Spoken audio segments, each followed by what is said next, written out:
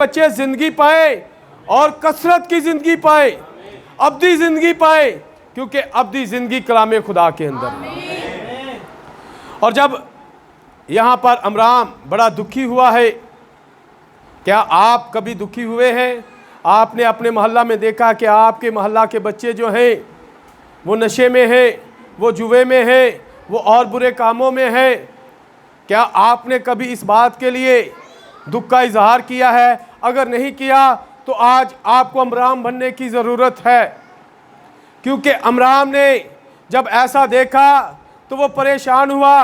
वो अपने घर में आया, और जब घर में आया है, अपनी जॉब से छुट्टी करके आया है, वो ऑफ करके जब घर आया है तो वो बहुत परेशान था। जब से उसने देखा कि इस्राएली बच्चों पर जुल्म किया जा रहा है, इन्हें मारा जा रहा है, और ये क्यों हो रहा है?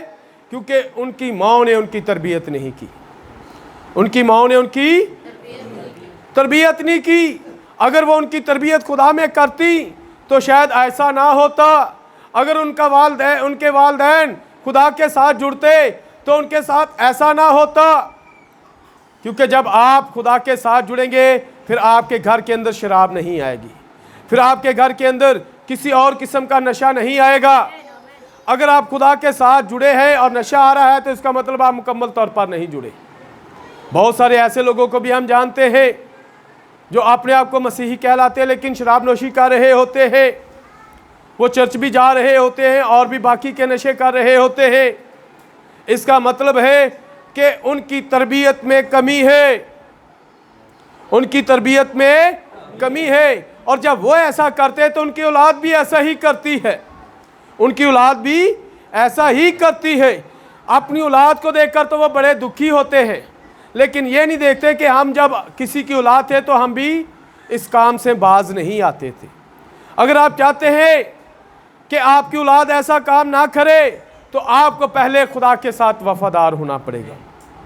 अमराम जो इस बात से परेशान है, वो दुखी हुआ है, उसने क्या किया? वो घर पहुंचा, और जब घर पहुंचा है तो उसने क्या किया है? उसकी बीवी और उसके बच्चे, आपको पता है अमराम के और भी बच्चे थे? कितने लोगों को पता है? आप तो बड़े साकन से हो गए, इतने खामोश हो गए कि लगता है कि यहाँ पर कुछ नहीं है। मेरे भाइयों मेरी बहनों, जहाँ पर यीशु होता है वहाँ पर शोर होता है, लेकिन यहाँ पर तो खामोशी लगता रहा। आधे काफ़ी थक गया ये। जहाँ पर यीशु होता है वहाँ पर अमराम के और भी बच्चे थे। कितने और बच्चे थे? अमराम के 2 और बच्चे थे। बड़ी एक बेटी थी जिसका नाम मरियम था, और छोटा एक बेटा मरियम से जिसका नाम हारून था।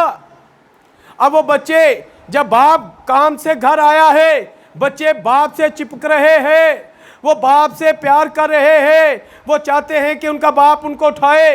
वो अपने उस जो उनके तकरीबन 8-9 घंटे का एक डिस्टेंस रहा है, वो अपने बाप से दूर रहे हैं। अब वो चाहते हैं कि उनका बाप उनसे प्यार करे, उनका बाप उनके लिए जो कुछ लेकर आया उन्हें दे। वो अपने बाप के साथ प्यार और मोहब्बत कर रहे हैं, लेकिन अमराम जो है वो परेशान है। वो क्या है? क्यों परेशान है? क्योंकि इस्राएली बच्चे जो हैं वो जुल्म के नीचे हैं, उन पर जुल्म हो रहा है, उन पर जुल्म हो रहा है। वो इस बात से परेशान है, और उसने अपने बच्चों से कोई प्यार का इजहार, बल्कि उसने अपनी बीवी से युकबत से कहा है कि मैं थोड़ी देर के लिए अपर रूम में जाना चाहता हूँ, मैं बाला खाना में जाना चाहता हूँ, मैं थोड़ी देर अलहदा रहना चाहता हूँ। उसकी बीवी ने, उसे पता चल गया कि शायद आज अमराम के साथ कोई ऐसा वाक़या गुजरा है जिसकी वजह से अमराम जो है वो आज कुछ परेशान है। उसने बच्चों को क्या किया है? पकड़ा और अपने शोहर को अलहदा रहने के लिए कुछ वक़्त दे दिया। और जब वो कुछ देर अलहदा रहा है, कुछ देर अलग रहा है, वो बाला खाना में रहा है, वो अपर रूम में रहा है, फिर उसकी बीवी ने जब उससे मुलाकात की है, उससे कहा है, ऐ अमराम मेरे प्यारे, क्या बात है कि आज तू बड़ा परेशान है? तेरी ऐसी हालत पहले कभी मैंने नहीं देखी, क्या बात है।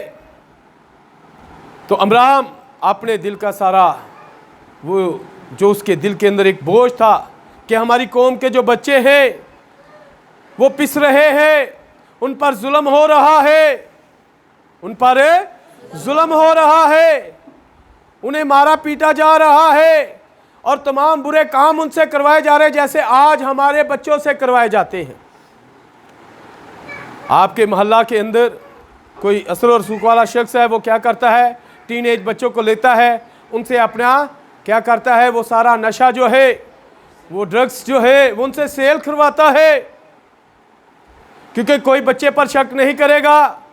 वो बच्चों को मुख्तलिफ तरीक़ों से क्या करता है, वो उनसे ऐसे बुरे काम करवा रहा है और आने वाले दिनों में वही बच्चा उस नशे पर लगा होता है। इस तरह क्या हो रही है, हमारी कम्युनिटी भी, हमारे लोग भी मौत के अंदर जा रहे हैं। और जो आज हमने पढ़ा, जो कोई अपनी जान बचाएगा वो उसे, लेकिन जो कोई खुदावंद की खातिर, मसीह की खातिर, यीशु की खातिर अपनी जान खोएगा उसे पाएगा। आज का हमारा मजमून यही है कि हमने अपने आप को मसीह के लिए देना है ताकि हम अपने आप को महफूज रख सके, हम सेफ रह सके, हम बच सके, क्योंकि आपके और मेरे लिए एक ही पनाहगाह है, एक ही महफूज जगह है, एक ही वो चट्टान है जिसमें हम घुसकर बच सकते हैं। वो चट्टान आपका और मेरा खुदावंद यीशु मसीह है।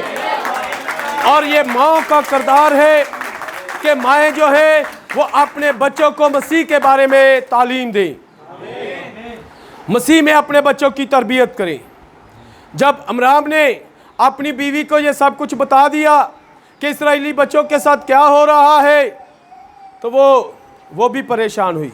लेकिन ये अमराम कई दिनों तक दुआ में ठहरा रहा कि क्या हो कि खुदा इस्राएली बच्चों को क्या करे, इस जुल्म से, इस मुश्किल से, इस मुसीबत से रिहाई दिलाए। क्या कभी आपने अपने बच्चों के लिए ऐसी दुआएं की हैं? आज आप देख रहे हैं कि आपकी कम्युनिटी की बेटियों के साथ क्या हो रहा है। वो लोग ज़बरदस्ती क्या कर रहे हैं, लड़कियों को अगवा करते हैं, उनसे निकाह करते हैं और कहते हैं कि ये मुस्लिम हो गई हैं। ऐसा किया जा रहा है आपके बच्चों के साथ। क्या कभी आपने अपने बच्चों के लिए दुआएं की है? यही समझा है कि ये उसकी बेटी है, वो जाने ना जाने, हमें से क्या। लेकिन अमराम, उसके दिल के अंदर एक दर्द है, वो अपनी कौम के लिए वो दुआ कर रहा है और कई दिनों के बाद उसकी दुआ सुनी गई। कुछ दिनों के बाद उसकी दुआ सुनी गई।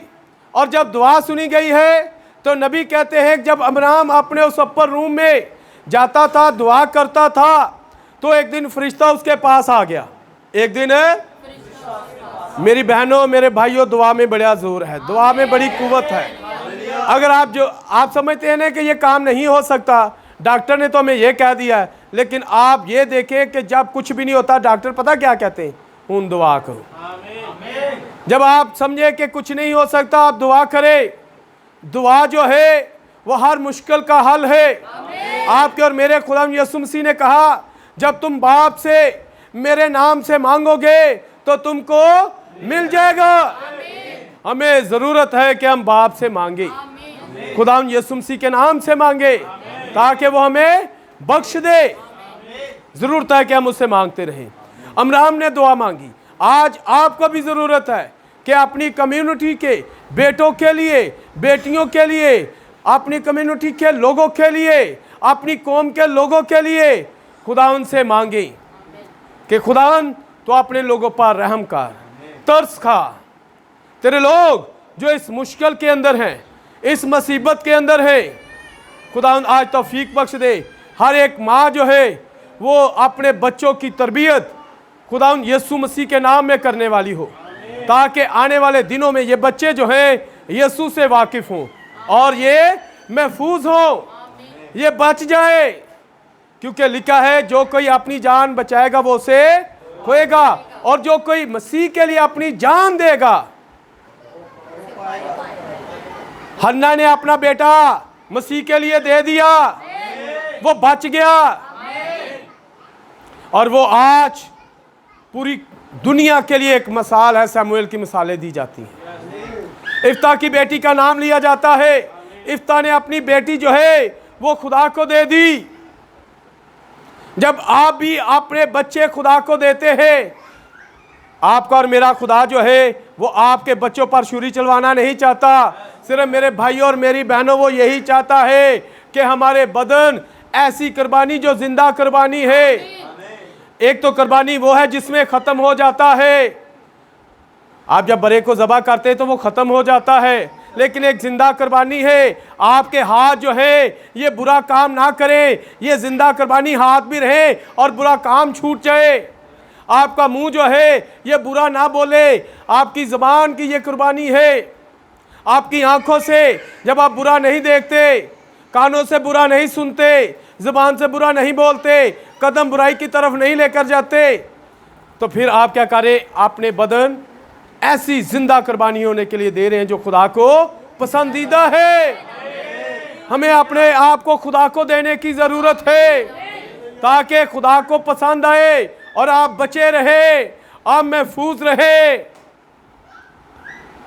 ये अमराम जो दुआएं करता था, इसकी दुआ सुनी गई।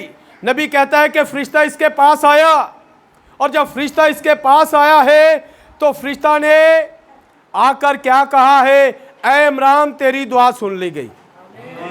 ऐ इमरान, तू चाहता था कि तेरे लोग जो है जिन पर जुल्म हो रहा है, जो मुसीबत के अंदर है, ये रिहाई पाए। इमरान, तेरी ये दुआ सुन ली गई है। अब तेरे लोग रिहाई पाएंगे। अब तेरे लोगों पर और मजीद जुल्म नहीं होगा। इसका मैंने बंदोबस्त कर दिया है। और बंदोबस्त क्या था पता है किसी को? अमराम को फरिश्ता ने कहा, तेरे यहाँ बेटा होगा, तेरे यहाँ बेटा होगा, और ये बेटा क्या करेगा? इन इस्राएलियों को मिस्र में से निकाल कर ले जाएगा। हालेलुया। वो इनको रिहाई दिलाएगा। उसकी परवरिश जो है वो खुदावंद में होगी। वो बच्चा जो है वो खुदावंद को देना पड़ेगा ताकि वो महफूज रहे, वो इनके लिए रिहाई का सबब बन सके। अमराम ने जब ये बात सुनी तो अमराम खुश हो गया। अमराम खुशी दी गल है ना। तो अमराम ने क्या किया? अपनी बीवी से, वो अपनी बीवी के पास, युकबत के पास गया और उसे कहा, तुझे मुबारक हो, तुझे। युकबत कहती है, खैर मुबारक, लेकिन मुबारक किस बात की?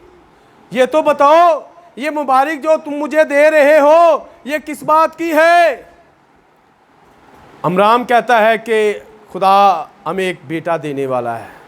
खुदा हमें एक बेटा देने वाला है।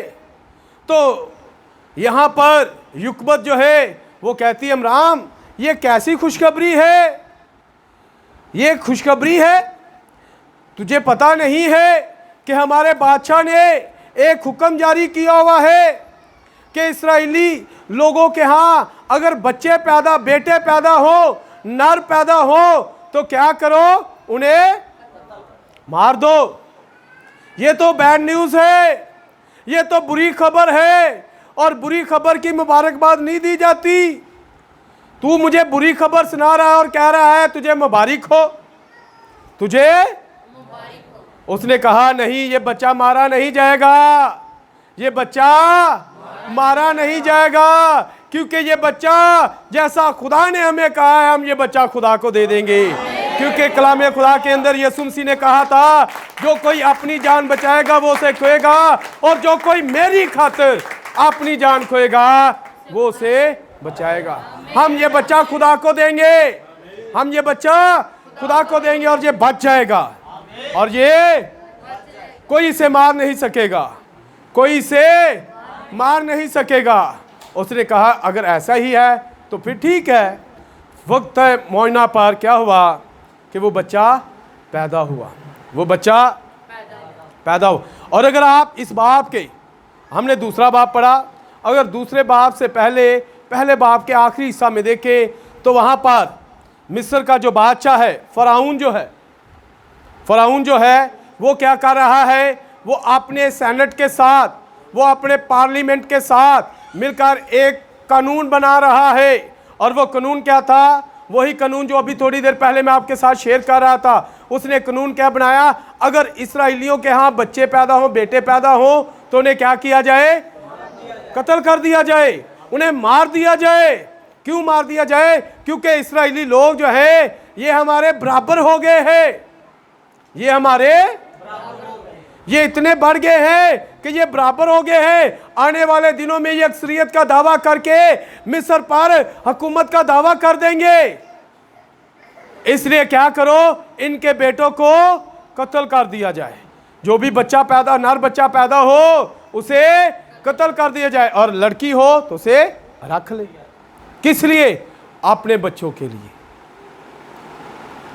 ये कानून, ये बातें अगर आप देखें, जैसा उस वक्त था आज भी ऐसा ही हो रहा है। आप मसीही लोगों के बच्चों को क्या किया जा रहा है? मारा जा रहा है। अगर गोली के साथ नहीं, अगर किसी और तरह से नहीं, उनको नशे के जरिए से मारा जा रहा है। उनको मुख्तलिफ तरह के जो नशे हैं, उन नशों के जरिए से उन्हें ख़त्म किया जा रहा है, और लड़कियों को महफूज रखा जा रहा है। किस लिए? जैसे आप देख रहे हैं आज आए दिन खबरों के अंदर आपको ये न्यूज़ मिल रही है कि क्या हो रहा है? मसीही बच्चियों को वो ज़बरदस्ती अगवा करके उनके साथ निकाह कर रहे हैं, जबरी इस्लाम कबूल करवा रहे हैं। ये तस्वीर उन दिनों की है, क्योंकि कलाम खुदा के अंदर लिखा है यीशु मसीह कल और आज बल्कि अब तक। यीशु मसीह से मुराद कलाम है। यीशु क्या है? मसीह कलाम है। कलाम कल और आज बल्कि अब तक। और नबी कहता है, सुलेमान कहता है, जो हुआ फिर वही होगा। जैसे मिस्र के दिनों में आज ये दुनिया फिर मिस्र बन चुकी हुई है। आज फिर वही हो रहा है जो उस वक्त इस्राएलियों से हो रहा था। आज आप खुदा के शहजादे हैं। आज हम लोग खुदा के शहजादे हैं। आज फिर इन शहजादों को भी ऐसे ही किया जा रहा है। इनके साथ भी ऐसा ही हो रहा है। इनके साथ भी ऐसा ही हो रहा है। और जब ऐसा हो रहा है तो उसने कानून बनाया, और उस कानून के लिए उसने कहा कि हम क्या करेंगे? ऐसी दाया, ऐसी नर्सें, ऐसी जो लेडी डॉक्टर्स हैं, उनको हायर करेंगे जो क्या करेंगी? इन इस्राएली बच्चों को, जो नर पैदा होंगे, उनको मार दे। हम ऐसी, जैसे आजकल मनसूबाबंदी, ये वो बहुत सारी ऐसी चीज़ें बनी, उन्होंने भी इस तरह का एक सिस्टम बनाया, इस तरह का एक निज़ाम बनाया। और उस निज़ाम में क्या था कि ये जो लेडी डॉक्टर हैं, ये जो गैनिकी डॉक्टर हैं, जब आप क्या करें, इन इस्राएली औरतों को बच्चे जन्माती हैं तो क्या करें? उन बच्चों को जो नर हो उनको मार दें, उनको।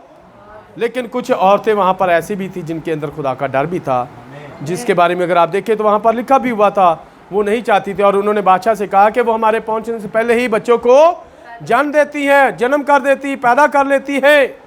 लेकिन कुछ ऐसी भी थी जो उनके लिए ऐसा काम करती थी।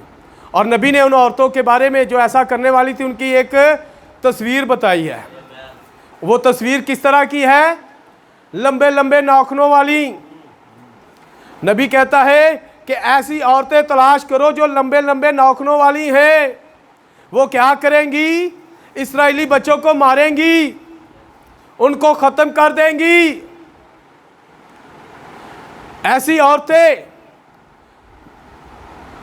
जो बाल काटने वाली हैं, तमाम कलाम को ख़त्म करने, कलाम के ख़िलाफ़ चलने वाली हैं, वो औरतें तुम्हारा ये काम करेंगी।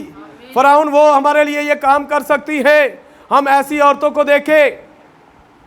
आज भी बहुत सारी ऐसी औरतें जो इस्राएली बच्चों को मार रही हैं, वो अपने इस फैशन के सबब से मार रही हैं, अपनी इस हरकत के सबब से मार रही हैं। क्योंकि कलाम खुदा के अंदर जब आप पैदाइश 6 बाब में देखते हैं तो वहाँ पर क्या लिखा है? खुदा के बेटों ने आदमी की बेटियों को देखा तो क्या हुआ? उन्हें अपने लिए ले लिया, उनसे ब्याह कर लिया। और जब ऐसा हुआ है तो फिर खुदा नाराज़ हुआ है। आज फिर ऐसा हो रहा है। खुदा के बेटे जो हैं वो ऐसी औरतों के पीछे जा रहे हैं जिनका कलाम के साथ कोई तल्लुक नहीं है। वो अपने बाल काट रही हैं और कलाम खुदा के अंदर लिखा है कि औरत के लिए बाल काटना शर्म की बात है। वो सिर्फ ये ना देखे कि वो बाल काट रही है, वो तो कलाम को काट रही है, वो तो बाइबल के पन्नों को, सफ़ों को काट रही है। अगर आप यहाँ से सफ़ा पढ़े तो आपको गुस्सा आएगा, लेकिन जब आप बाल काट रहे हैं तो ये बिल्कुल उसके मुताबिक ही है। ये सफ़ा फाड़ने के बराबर है, ये उस कलाम को रद्द करने के बराबर है, उसे फाड़कर उसको पांव के नीचे रौंदने के बराबर है। ऐसी औरतें आज क्या कर रहे हैं? खुदा के बेटे जब ऐसी औरतों से ब्याह करते हैं तो फिर जो बच्चे पैदा होते हैं वो खुदा के काम के बच्चे नहीं होते। वो बच्चे भी खुदा से दूर होते हैं, वो बच्चे मौत में जा रहे होते हैं। आज आप देखें तो ज़्यादा ऐसी ही औरतों से जो बच्चे पैदा हो रहे हैं, ऐसे ही घरानों में जो बच्चे पैदा हो रहे हैं, वो मौत के अंदर जा रहे हैं। लेकिन जो लोग अमराम और युकबत की तरह खुदा के साथ जुड़े हुए हैं, उनके बच्चे जिंदगी पा रहे हैं। अगर आज अपने घर के अंदर इस काम को नहीं रोकते तो फिर आपके बच्चे मौत में जा रहे हैं। फिर माएँ सिर्फ मायों का त्योहार तो मनाएं, लेकिन अपने बच्चों को मसीह के बारे में ना बताएं, कलाम के बारे में ना बताएं, तो फिर आप क्या कर रहे हैं? अपने बच्चों को मौत में धकेल रही हैं, अपने बच्चों को मौत के हवाले कर रही है। तो नबी ने अपने मैसेज के अंदर बताया कि ऐसी औरतें जो हैं उस बादशाह ने अपने लिए चुन ली, जो क्या करेंगी? इस्राएली बच्चों को मारेंगी। और यहाँ पर आज हमने पढ़ा कि एक लावी घराने का आदमी है जिसका नाम अमराम है। किस घराने का? लावी घराना कौन सा घराना है? जो इस्राएलियों को इबादत करवाते हैं, जो इस्राएलियों के लिए, जो उनके काहिन हैं, जो उनके प्रीस्ट हैं, जो उनके पादरी हैं, पास्टर हजरात हैं। उस एक शख्स ने एक लावी घराने की औरत से किससे क्या ब्याह किया है? लेकिन एक शख्स जिसके बारे में हम देखते हैं, इस्राएली एक शख्स था, एक इस्राएली शख्स था जिसका नाम क्या था? अखीयब। उसने कहां पर ब्याह किया है? उसने सैदान की बादशाह की बेटी से, अतबल की बेटी से ब्याह किया और इस्राएल के अंदर मौत आ गई। इस्राएली लोग खुदा से दूर चले गए, लेकिन फिर क्या हुआ? एलिया आया और एलिया ने उनको आकर बहाल किया है। आज यहां पर हम देखते हैं ये खूबसूरत नमूना है। एक लावी घराने का शख्स जो है वो लावी घराने ही में शादी कर रहा है। एक खुदाप्रस्त बेटा जो है वो खुदाप्रस्त घराने ही में शादी करेगा। वो ये नहीं चाहेगा कि उसकी बीवी जो है वो एक लंबी हील वाली जूती पहनी हो। वो ऐसी औरत को नहीं पसंद करेगा जिसने बॉय कटिंग की हो। ना वो ऐसी औरत को पसंद करेगा जिसने अपना फेस जो है मेकअप के स्वभाव से छुपाया हो, बल्कि वो एक खुदाप्रस्त औरत से ब्याह करेगा। यहाँ पर एक लावी घराने का शख्स है और उसने एक लावी घराने ही की औरत को ब्याया है। उसने कहीं और नहीं गया, किसी गैर घराने में नहीं गया, बल्कि उसने लावी घराने ही की औरत को ब्याया है। और जब उससे ब्याह किया है तो उससे पहले भी 2 बच्चे पैदा हुए। लेकिन यहाँ पर जिस बच्चे के तल्लुक से आज हम बात कर रहे हैं वो मूसा है। जिस बच्चे के बारे में लिखा है उसका नाम मूसा है। और यहाँ पर लिखा है कि एक बच्चा पैदा हुआ।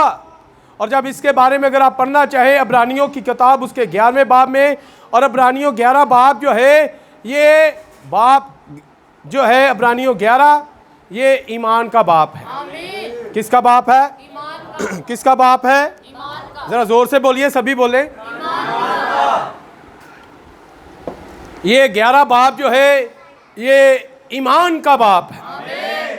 यहाँ पर अमराम और युकबत ने ईमान ही से इस कलाम को कबूल कर लिया। उन्होंने ईमान से इस कलाम को कबूल कर लिया कि खुदा ने जो हमें बेटा दिया है, हम क्या करेंगे? उस बेटे को खुदा उनके लिए दे देंगे। और लिखा है इन्होंने, अगर आप वहाँ पर पढ़े 22-23 आयत को, 24 आयत को पढ़े तो वहाँ पर लिखा है ये बच्चा बड़ा खूबसूरत था। ये बच्चा बड़ा खूबसूरत था। ये बच्चा खूबसूरत था। ये खूबसूरती क्या है? खूबसूरती यही है कि ये इस्राएलियों को गुलामी में से निकालने वाला है। इसराइलियों को गुलामी में से रिहाई दिलाने वाला है। इसराइली लोग जो तकरीबन 400 साल से गुलामी में रह रहे हैं, ये उनको रिहाई दिलाने वाला है। ये उनको रिहाई दिलाने वाला, ये इस बच्चे के अंदर खूबसूरती है। इसकी खूबसूरती ये है कि ये अपने बच्चों को, अपनी कौम के लोगों को, अपनी कौम को उस गुलामी में से रिहाई दिलाने वाला है। वो औरत हामला हुई और उसके बेटा हुआ और उसने ये देखा उस बच्चे को कि खूबसूरत है, 3 महीने तक उसे छुपा कर रखा। अक्सर मैं पिछले दिनों में एक बात कर रहा था, आप सब लोग उस बात से वाकिफ़ होंगे। स्टार्स के बारे में बात कर रहा था, मैं बुर्ज के बारे में बात कर रहा था। और जो बुर्ज है वो कब चेंज होते हैं? 20 तारीख के बाद, 22-23 तारीख को चेंज होते हैं। तो यहाँ पर भी अगर आप देखें, ये बच्चा जब आप पढ़ेंगे अब्रानियों 11 बाब और उसकी 22-23 आयत के अंदर आप देखेंगे कि क्या हो रहा है, एक तब्दीली लेकर आ रहा है। वो लोग जो गुलामी में रह रहे थे, अब उनको एक आज़ादी के अंदर लाने वाला है, उनको आज़ाद कराने वाला है। और ये बच्चा जब पैदा हुआ तो लिखा है कि उसकी माँ ने उसे क्या किया है? 3 महीने तक छुपा कर रखा है। कितनी देर तक? 3 महीने तक छुपा कर रखा है। लेकिन फिर क्या किया उसने? जब उसे और ज़्यादा छुपा ना सकी तो उसने सरकंडों का एक टोकरा लिया और उस पर चिकनी मिट्टी और राल लगाकर लड़के को उसमें रखा और उसे दरिया के किनारे जौ में छोड़ आई। ये सरकंडों लिखा है जब उसे और छुपा ना सकी, जब उसे और छुपा ना सकी, क्या किया है? उसे सरकंडों का एक टोकरा बनाया है और उस पर चिकनी मिट्टी और राल लगाकर लड़के को उसमें रखा। यह तस्वीर अगर आप देखना चाहें तो आपको 6 बाब 7वें बाब के अंदर, पैदाइश 7 बाब के अंदर भी नजर आएगी। पैदाइश 7 बाब के अंदर जब मजीद नूह अपने आप को और अपने खानदान को छुपा बचा कर रख नहीं सकता था तो फिर उसने क्या किया? एक कश्ती बनाई। उसने क्या किया?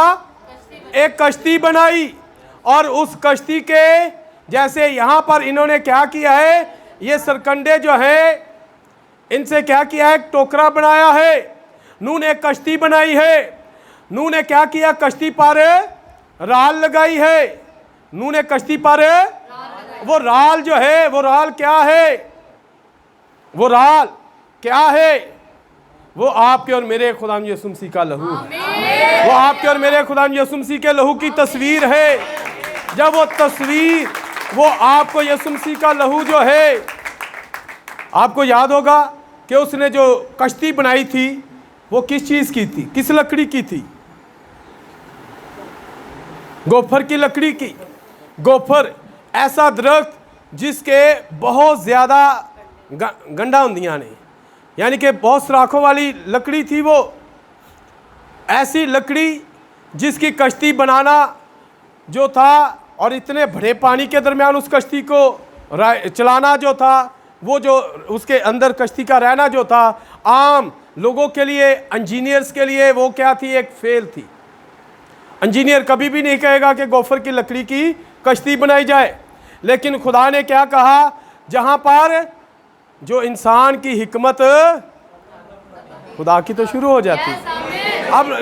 अब वो जो हकीम है वो समझ रहे हैं कि गोफर की लकड़ी जो है इसकी कश्ती काम नहीं देगी। ये तो कश्ती जो है इसके तो बहुत ज़्यादा सराख है। नूह ने तो ऐसी लकड़ी की कश्ती बनाई है तो क्या होगा? इसके अंदर तो पानी चला जाएगा, नूह तो मर जाएगा, इसका खानदान मर जाएगा, ये नहीं बचेगा। लेकिन नूह ने क्या किया? अपने आप को खुदा को दे दिया। आज का हमने हवाला जो पढ़ा अपने लिए क्या था? जो अपने आप को खुदा को देगा, जो अपनी जान खुदा को देगा वो उसे पाएगा, उसकी जान बच जाएगी। नूह ने अपने आप को खुदा को दे दिया। लोगों के नज़दीक वो बेवकूफ़ी थी कि नूह ने जो कश्ती बनाई है ये कश्ती महफूज नहीं रह सकती, ये कश्ती जो है ये डूब जाएगी। लेकिन उस कश्ती को महफूज रखने वाली एक चीज थी और वो राल थी। और वो राल क्या थी? वो यीशु मसीह का लहू था। हालेलुया। यहां पर भी सरकंडों का टोकरा बनाया गया है। सरकंडों का, शायद आप में से किसी ने टोकरा देखा हो। किसी ने देखा गांव में? किसी ने? ये जो टोकरे होते हैं इन्हां दे विच भी बड़े सराख होंदे जी। ये सरकंडों से जो टोकरे बनाए जाते हैं इनके अंदर भी बड़े सराख होते हैं। अगर किसी ने देखा तो उसको पता होगा। हमने तो देखे हैं जब ये सरकंडों के टोकरे बनाए जाते हैं तो इनके अंदर भी बड़े सराख होते हैं। उन्होंने क्या किया है? सरकंडों का टोकरा बनाया है। अब जब सरकंडों का टोकरा बनाया है तो उसके अंदर क्या लगाई है? चिकनी मिट्टी, चिकनी मिट्टी की राल लगाकर लड़के को उसमें रखा है।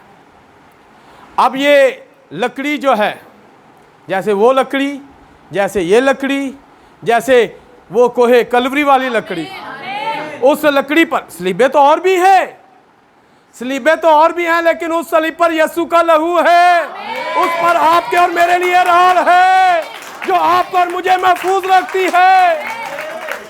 उस सलीब पर, उस लकड़ी पर राल है जो आपको और मुझे महफूज रखती है। जो अपनी जान खुदा को देगा वो उसे बचाएगा। यहां पर इस टोकरे के अंदर एक राल लगाई गई है जो मसीह के लहू की एक तस्वीर है। और मूसा को भी वही बचा रहा है। मूसा को भी वही बचा रहा है। क्यों बचा रहा है? क्योंकि मरियम ने, मूसा की मां ने, युकबद ने अपना बेटा खुदा को दे दिया है। और जिस नदी में उन्होंने बहाया है, जिस दरिया में उन्होंने अपने बच्चे को बहाया है, पता है उस दरिया के अंदर ब्रदर ब्राहनम बताते हैं कि दुनिया के सबसे बड़े मगरमच्छ उस दरिया में है। दुनिया के सबसे बड़े मगरमच्छ जो है, जो तकरीबन 27 फुट, तकरीबन 27 फुट बड़े, 27 फुट काफ़ी है, यहाँ से लेकर मेरे ख्याल में दरवाजे तक 27 फुट होगा कि नहीं? ऐसे ही होगा ना? ये 27 फुट होगा। इतने बड़े बड़े मगरमच्छ उस दरिया के अंदर थे। और उस दरिया के अंदर एक छोटा सा टोकरा है और उस टोकरे के अंदर एक बच्चा है। और ये मगरमच्छ जो है ये दरिंदे हैं, ये गोश्त खाने वाले हैं। लेकिन क्या कर रही है? युकबत अपना बच्चा वो दरिया में डाल रही है, लेकिन वो ये कह रही है कि खुदा ये बच्चा मैं तुझे दे रही हूँ, ताकि ये जो तूने कहा है, तूने कहा था कि ये बच्चा इस्राएलियों को मिस्र की गुलामी में से निकालेगा, छुड़ाएगा। ये बच्चा मैं आज तुझे दे रही हूँ, क्योंकि अब मजीद मैं नहीं इसे संभाल सकती, मैं इसे नहीं संभाल सकती। अगर ये मेरे पास रहेगा तो महफूज नहीं रहेगा।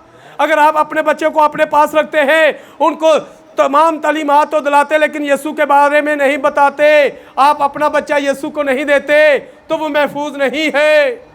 अगर आप अपना बच्चा यीशु को देते हैं तो फिर ही वो महफूज है।